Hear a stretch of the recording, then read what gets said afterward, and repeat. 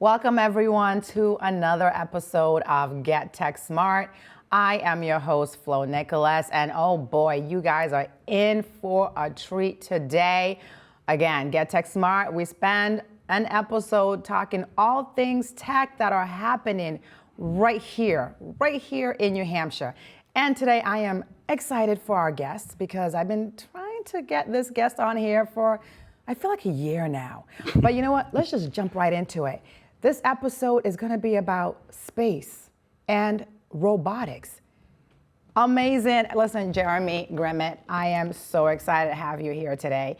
You are the founder and CEO of, it's right there on your shirt, Rogue Space Systems. Well, thank you for having me. So we were recently at a New Hampshire Tech Alliance event, and I hunted you down. I saw you, and I'm like, ran after you like a lion going after its prey. And at the same event, I ran into Mark from UNH Innovation Center. And Mark goes, did you speak with Jeromy? Because you know you got to have him on your show. And I said, Mark, I'm way ahead of you, okay? So Mark's phenomenal. He's fantastic, have a fantastic relationship with them over there.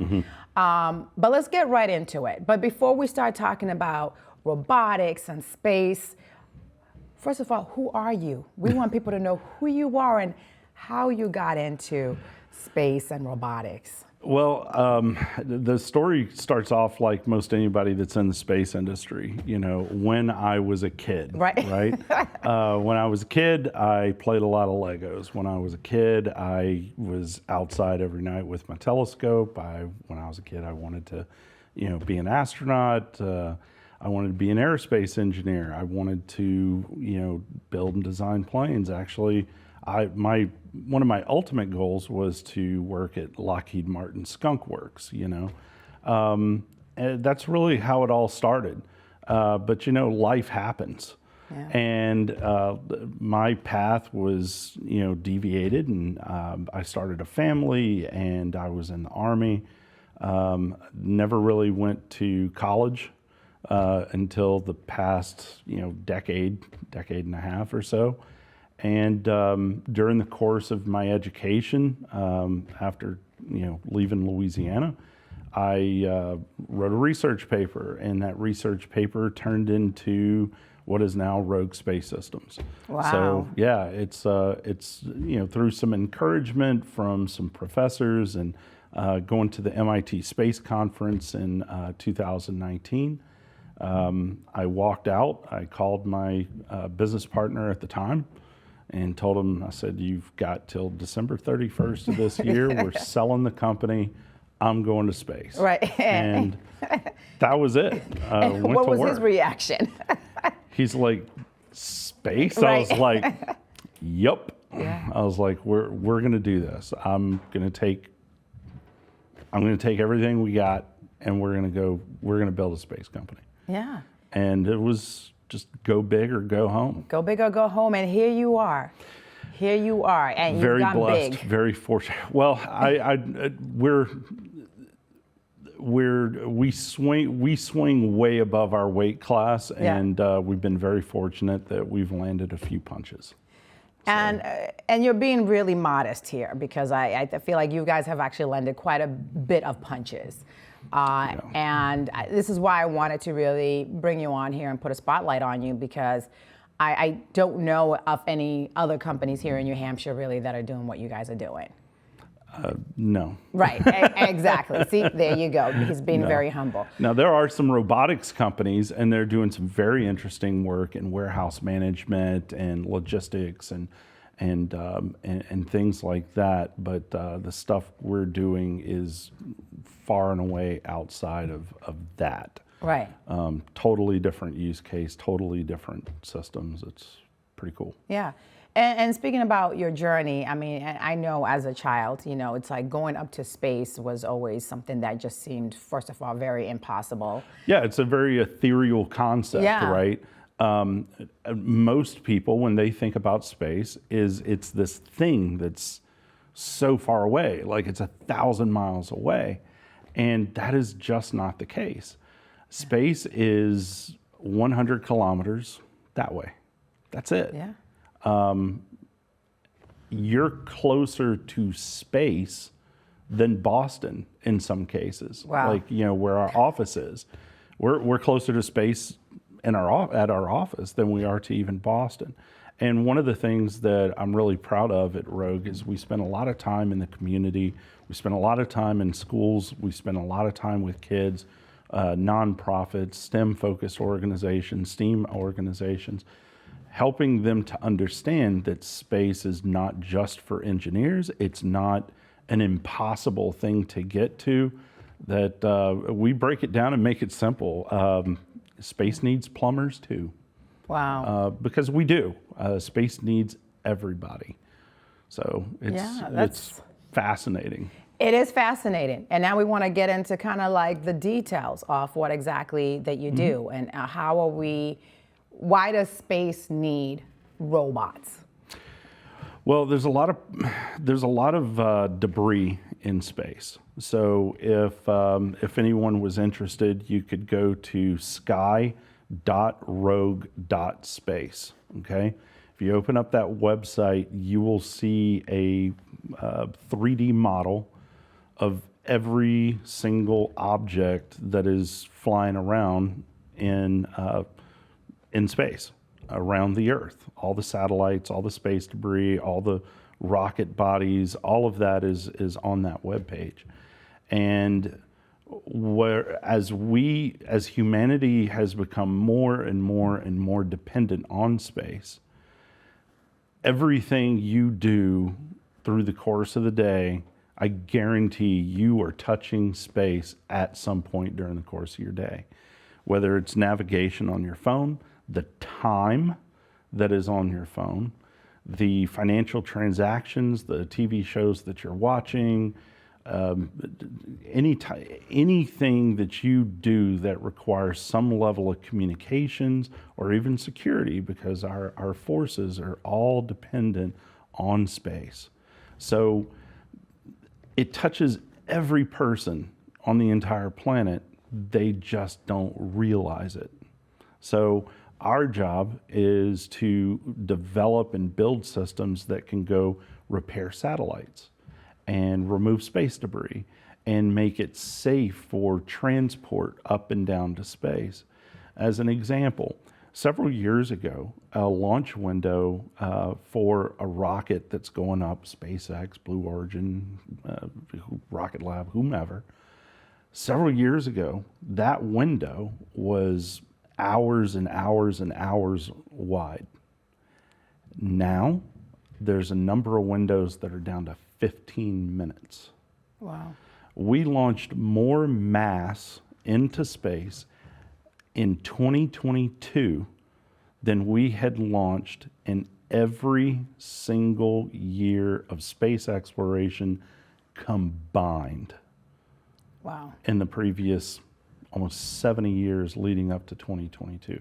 We put more mass in space than all of that time combined. Now, with the advent of SpaceX and their cadence of launches with Falcon 9 and with Starship coming online, which can lift, I think, like 100 tons, it's going to start getting more and more and more and more crowded. And the great thing about space is, well, it's space, so there's a lot of it. Right. But there are certain orbital regimes that are getting very crowded, and there's a lot of debris, and we've not maintained that environment the way that we really should. So between space debris and creating more sustainable systems, or being able to repair and refuel so we're not, or even upgrade and not have to relaunch something or remove something and then replace it, that's where we focus all of our time and energy, is building space robots that can go up there and do those types of things. So if you're a fan of Star Wars, think R2-D2. Yeah. If you're a Star Trek fan, think exocomps. Yeah. That's what we do. Yeah. So there's debris in space. Sure. Yes, a lot of it. Let's talk a little bit more about that. Has there been an analysis of where, I guess, predominantly where the debris is coming from?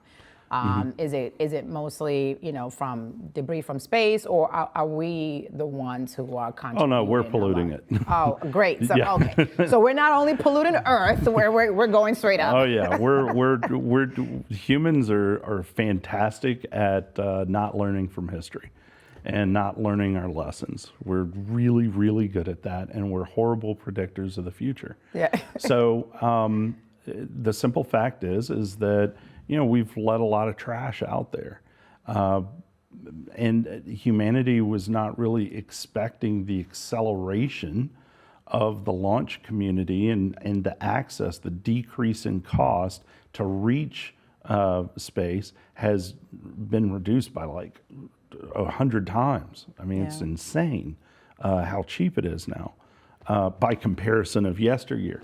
So as those costs have come down, the component cost to build a spacecraft has come down. So with all of these costs being driven down more and more and more companies now have access. More countries and states now have access to a domain they never thought possible. Right. So now the domain is not the exclusivity of nation states. Now, anybody that's got a crazy idea that wants to capture a certain amount of data or capture certain types of data from space, it is very reasonable to get there for just a couple $1 million, a few $1 million. It doesn't take much. And then they can resell that data for 10x what it was, or what it cost them to put it up. So as space's accessibility has become more broad, so too has the amount of mass and objects that have increased in orbit. Right. So it's a flywheel that's just not slowing down anytime soon. Right. So, when I think about debris, in my head, I'm thinking like, I don't know, McDonald's wrappers or something. You'd be surprised. Snickers candy bar wrappers. So what type of debris is one going to encounter in space that needs to be cleaned up? All sorts. You have everything from a tool that an astronaut dropped all the way to, for example, there's a Cosmos is a satellite that studied gamma radiation. The insulation on it is deteriorating. And as it deteriorates, it's not designed to deteriorate, it's just happening. Pieces of it are flying off. Oh, geez. So you have insulation. A battery exploded on one satellite. So now you have this ever-increasing amount of debris that's been created. Right. You have ASAT tests like Russia and China, India have all done anti-satellite missile tests. So they've blown up satellites in orbit. That creates tens of thousands of pieces. The damage that these things can do is very real. So if you look at, I'll give you an example everyone's going to be familiar with. Space Shuttle Columbia did not get hit by space debris. The Columbia tragedy all started with a piece of foam. Wow. The styrofoam foam, the kind of stuff you would use on those cheap ice chests that you buy at the store. Piece of foam. That piece of foam broke off and hit the wing of the Shuttle Columbia. It hit it at 600 miles per hour, give or take, about 672 miles an hour, I think. The heat from the re-entry of the space shuttle got inside the wing and decimated the vehicle. That's how these people were killed. And they didn't have a method to inspect that spacecraft. They didn't have a way to repair that spacecraft. If they would have been able to repair it, or if they would have been able to determine what was wrong, they could have potentially done something, or we could have potentially did something. It's all hindsight 2020. Right. Okay. Right. Not saying it could have all been prevented, but having known now what we know,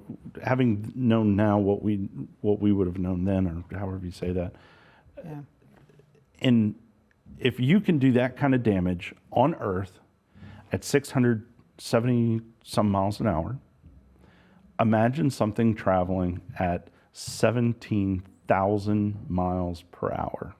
And that's a lot of damage. The space station's already been hit with debris a couple of different times, and it'll leave holes in it.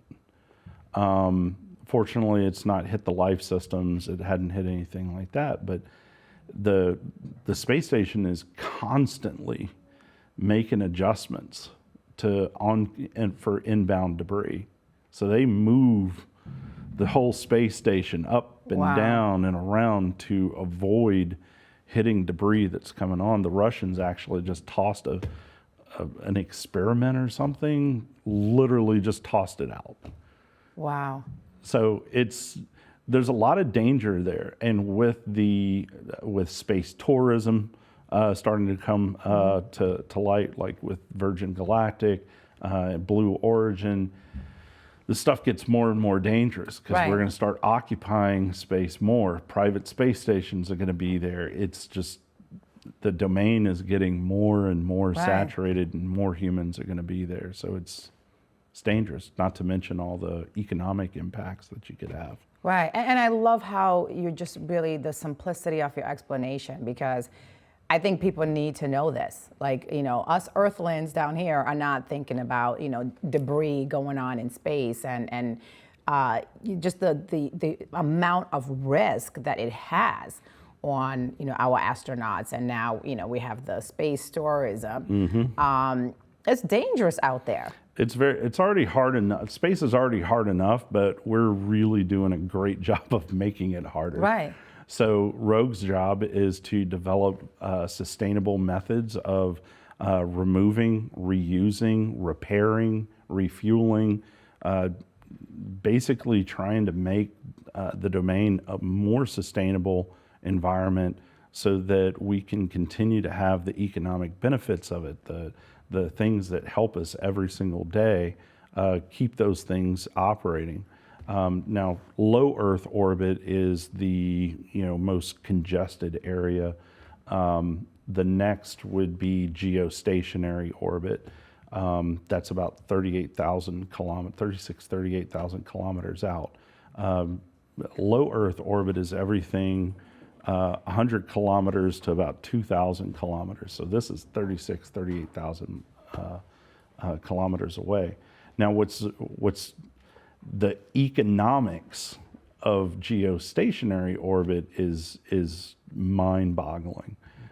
I want to say there's 268 billion a year in revenues generated by 50 assets in geostationary orbit. Just 50 things generate about 260 some billion a year in revenue. Wow. And now, what are those things doing in everything space? From everything from phone calls to television signals, tracking, guidance. Wow. It's a huge economy. I mean, the entire space economy for Earth is upwards of almost 375, 80 billion a year.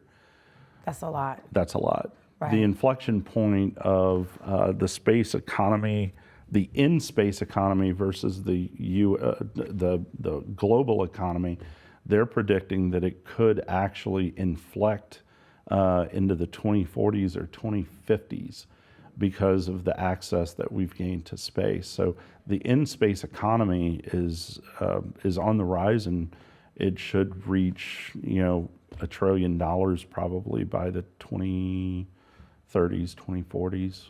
There's some cases that say it's going to reach like 20 trillion by 2040. It's insane. Right. Well, I mean, just based on what you've said so far, it seems like it might get there even before then. It's possible. Yeah, because I mean, if we're going to start seeing more increase in space tourism, there's going to be additional investments. Artemis, the moon. And this is a great opportunity for Rogue Space Systems, because now we've seen the dangers. Now you need the solutions for essentially making it safe for travelers. Now, in terms of the systems that you create, Are they remote, or are you actually sending a robot into space? Like, how can you just kind of describe how that's? So we use so the robots that we are creating and launching, they go to space. They're unmanned, and we operate them from here on Earth. They use a combination of sensor fusion, artificial intelligence, and it's goal-based AI. Okay. So it's a little bit different, but we do all of the processing, sensor fusion, and all the data right there on the spacecraft, on the robot itself. And that allows us to make real-time safe decisions. Okay. We also work on technologies that allow us to do things in an incredibly safe way. So we're currently engineering a design for what's effectively a space stethoscope, where we would be able to not even touch another object or another spacecraft and listen to whether or not it's operating, because sometimes there are spacecraft that just go silent and you don't know if they lost power, you don't know if they just lost fuel, you don't know if it's they've blown an amplifier or something for their communications, you don't know. So whenever you get there, it's not like there's a blinking light on it saying, hey, this is, I'm good to go. So we don't know what the disposition of that spacecraft is. So if we can listen to if the reaction wheels are hitting, or if we can tell something is moving inside or something, then that tells us, hey, this is an active spacecraft, so something else might be wrong. We have the ability to, we're also developing technologies that would allow us to detumble objects in space without touching them. And it's all real stuff. It's really cool. So we use, in conjunction with University of Utah, I'm really proud of this particular piece of tech because University of Utah, Dr. Jake Abbott, he was developing this technology for medical purposes, being able to guide a sensor through the human body just by taking a pill. And then what the robot arms would do with these end effectors would guide that object through the body, no invasive surgery. Wow. Right? So what we did is we worked with them and got the IP secured for space use. And we said, we're not interested in locking all the IP up. We just want it for space. But we're going to help fund your research and help the development so that you can still use it in medical. Wow. So this is the kind of stuff that happens where how does it, you don't think technology from space touches you, but this is a very clear example. They're doing research how to do stuff in the medical industry. We're taking that same tech, we're elevating it a little bit, and we're going to be able to use it in space. But the exact same tech maybe one day can help medicine in some kind of way. Talk about thinking outside the box and just being super creative. I mean, that is definitely amazing. Yes, the team. Yeah, that's what I was going to say, is that tell us more about your team, because it sounds like you got the A team. That works for you. So what type of essentially engineers and essentially what's the breakdown of your team? So our business is broken up. I shouldn't say broken up, but it consists of we have our business development group, we got our mission operations team, finance, business operations, and of course legal strategy. The engineering team is just this crazy mix of people, and our mission operations team, same kind of thing. It's I'll give you an example. Rob McPherson is our mission director. This guy is brilliant mathematician. He actually got his undergrad in theater. Wow. Go figure. Yeah. You know, he went back to school and went into orbital mechanics and astrodynamics, and here he is. Here he is. And he is just one of the most brilliant guys you'll ever meet. You know, Mike Pica, he got his, he's a mechanical engineer with, he's our CTO.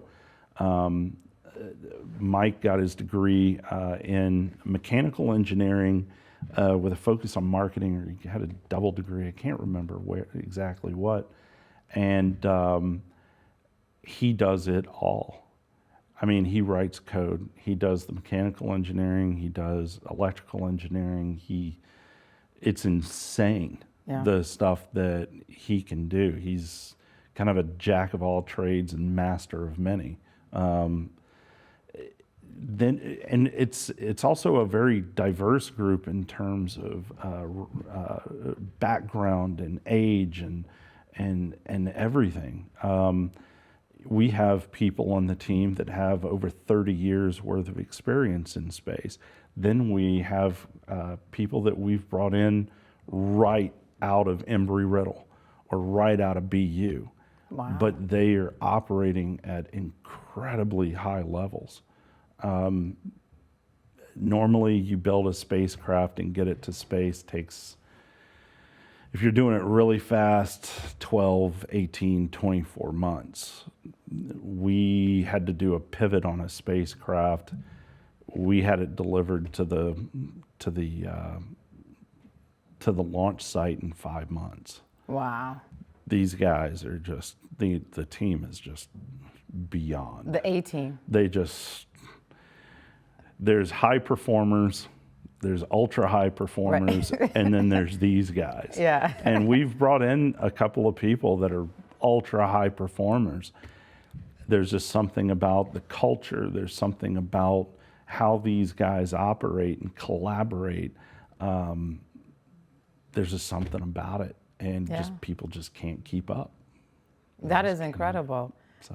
And just that story of one of your employees who he did theater and then he pivoted. You know, for me, it's a story that I always talk about in terms of my journey from going to legal to tech.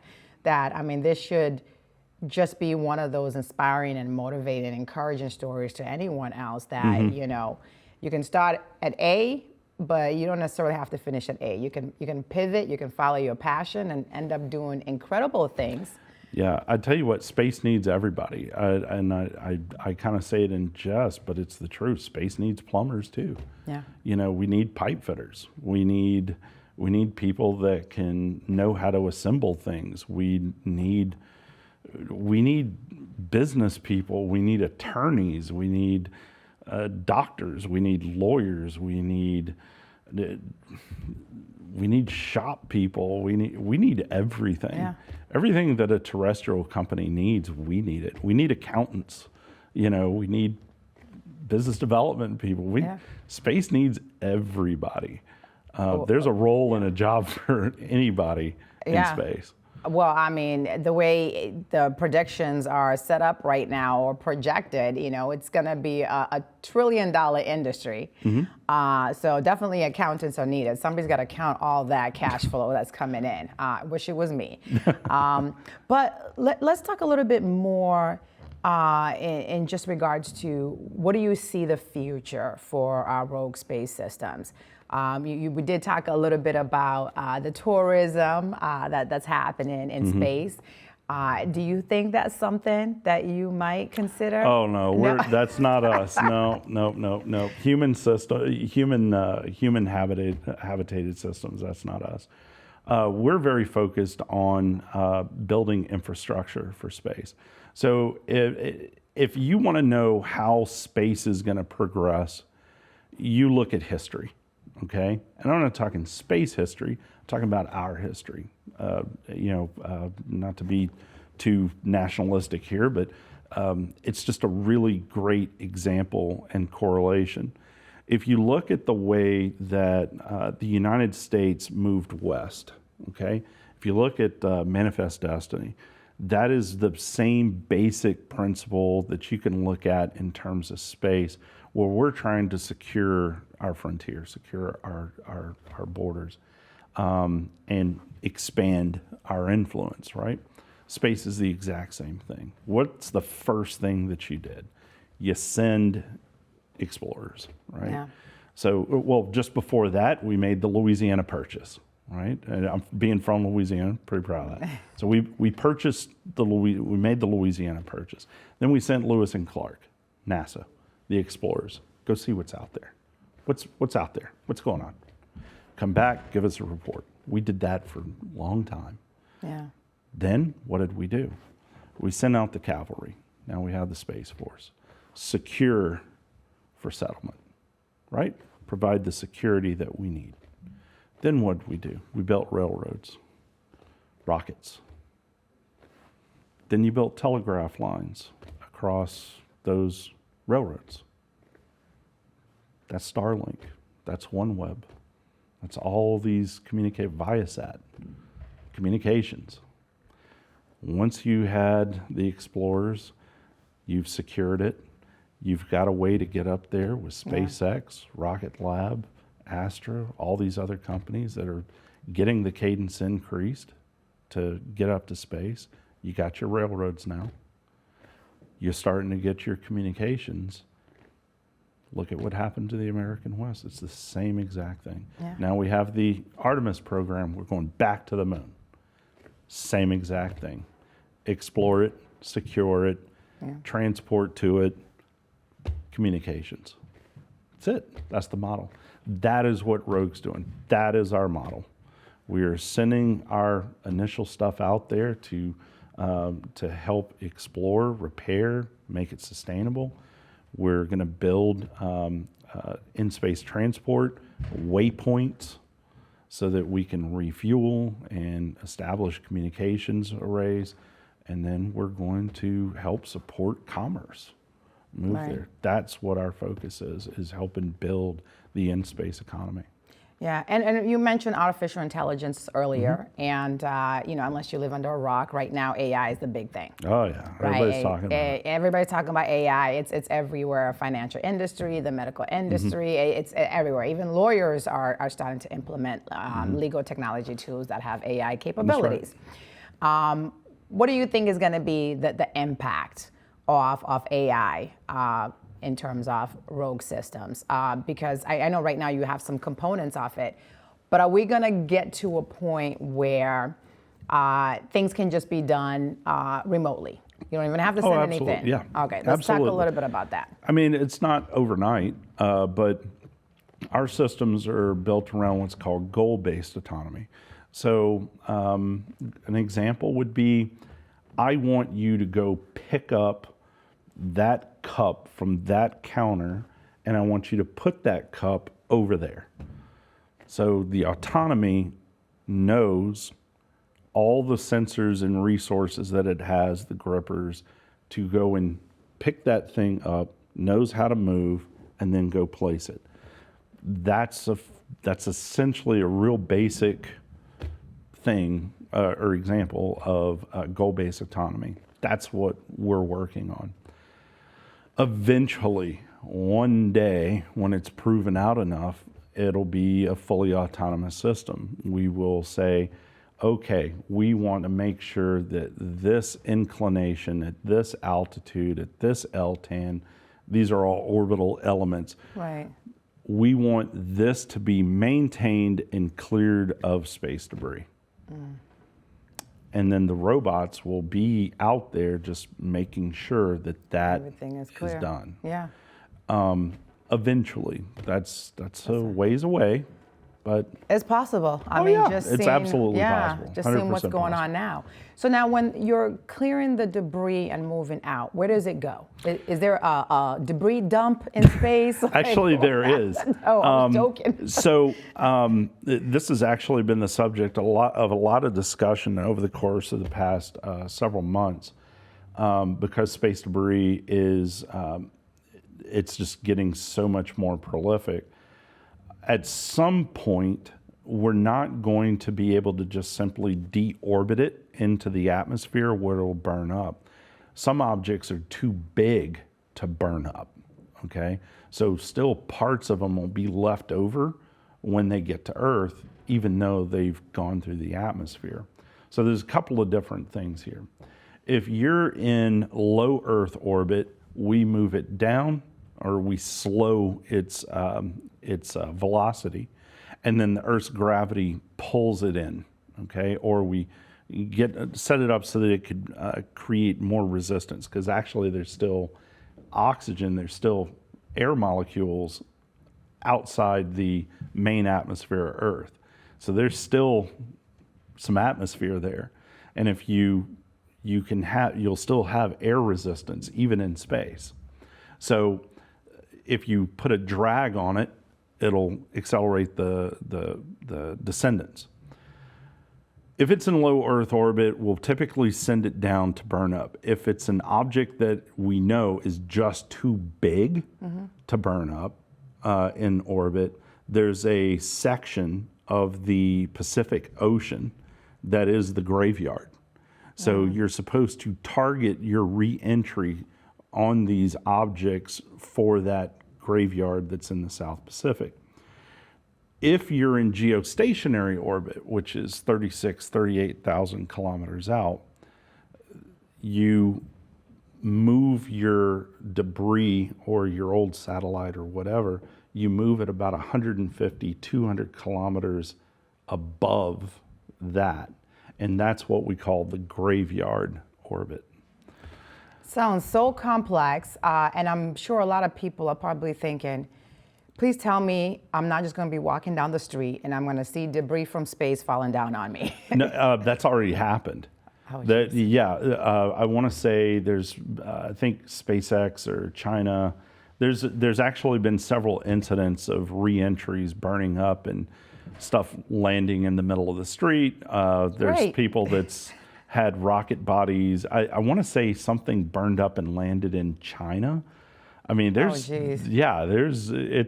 a non-zero, there is a very non-zero chance of a person on Earth being hit by space debris. It is a non-zero chance. Just fantastic. Things that we need to now stop It's pretty slim, about. but it's a non-zero chance. But those reentries happen more and more and more and more because everything's being pulled in more and more and more. So speaking about that, so what's the DoD or NASA or any of our government agencies doing to try to prevent that? So some of it is regulation. Okay, so there's a lot of regulation that's being done to try and curb the debris problem. Currently, I don't know if it's changed yet. I'd have to follow up. The rule used to be 25 years. As long as your satellite burned up into the atmosphere within 25 years, you're good. Nobody cared. Now, the Space Force, the Defense Department, and many other nations around the world are all pushing to have that lowered down to 5 years.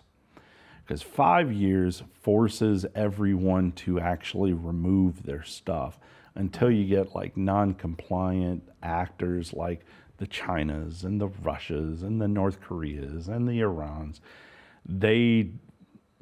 China, Russia, they just don't care. I mean, they'll do whatever, they just don't care. So our government is actually putting forth U.S. space policy that is going to be regulating quite a lot of that for American flagged spacecraft, because every spacecraft that goes up, that country of origin, that's the flag that it flies under. And you're bound to the laws and the rules and the policies of that nation.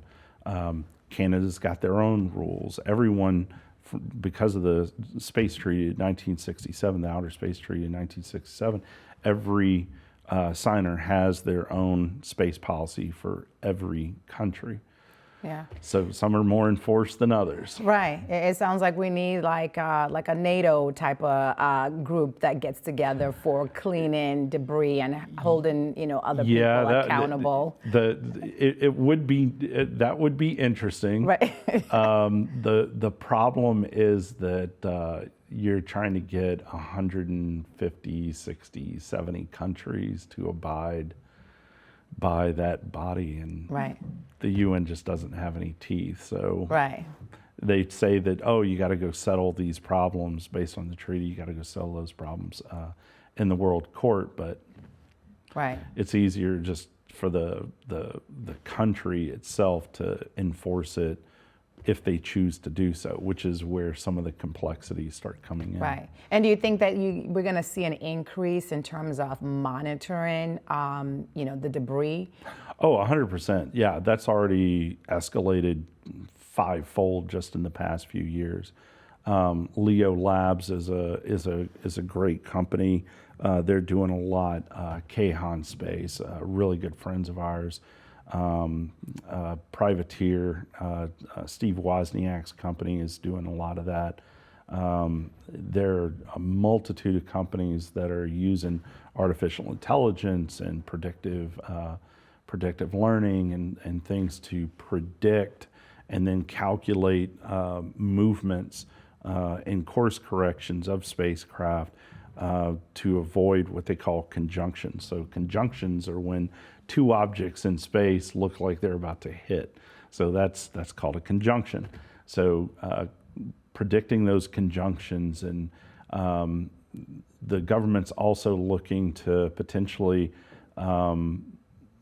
have space traffic management fall under the U.S. Department of Commerce, which would work very heavily with 18th Space Track wing of the U.S. Space Force in order to monitor the traffic that's out in space, because it's going to end up turning into basically a giant air traffic control. It's going to be like New York and Boston traffic and California in space, it seems like very soon. It's practically already there. Oh, geez. So if you go look at, like I said, if you go to sky.rogue.space, you'll see it. And I mean, you can zoom in, zoom out. You can see all the different satellites that are out there. You can see all that fun stuff. Well, listen, before we end, I want to ask the question that's always on everybody's mind. Are they aliens? Are there aliens out there in outer space? It's so funny because you're not the first person to ask me this. This is what I'll say. This is this is just Jeromy, talking. This is my view. If you go look at what we've seen in from the James Webb Telescope, right? You go look at that, and they took like one teeny tiny little speck of an image, like a little teeny tiny speck of this huge image that had thousands and thousands of these stars, or what look like stars, in it. But if you look at this one tiny little section, it's hundreds and hundreds of galaxies, not stars, galaxies. There's got to be something out there. It's like the movie Contact. It seems like an awful waste of space.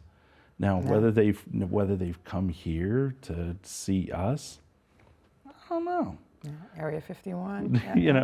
I don't know. I think